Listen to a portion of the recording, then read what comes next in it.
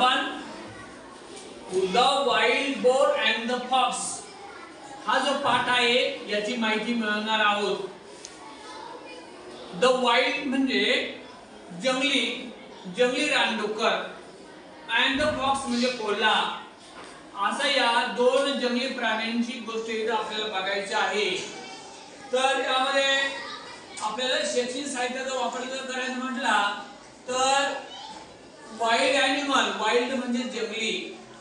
त्यानंतर जी दुसरी बाजू आहे ती आहे पेट ॲनिमल.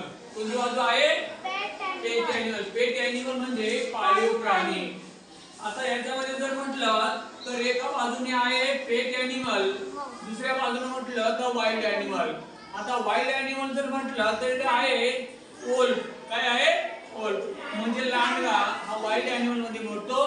दुसऱ्या बाजूने म्हटलं तर पेट ॲनिमल, हा पेट ॲनिमल कोणता आहे? गाढव, त्याला आपण डॉंकी म्हणतो, हा पाळीव प्राण्यामध्ये मोडतो.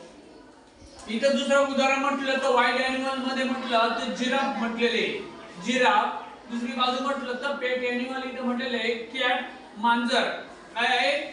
मांजर. म्हणजे हे सर्व जे साहित्य आहे एका बाजूने वाईल्ड ॲनिमल आहे, एका बाजूने पेट ॲनिमल आहे. एक शेवटचं उदाहरण आहे पेट ॲनिमल घोडा. हॉर्स चित्रासहित दिलेला आहे, पिक्चर आहे घोड्याचं. हॉर्स आपण त्याला इंग्रजीमध्ये म्हणतो.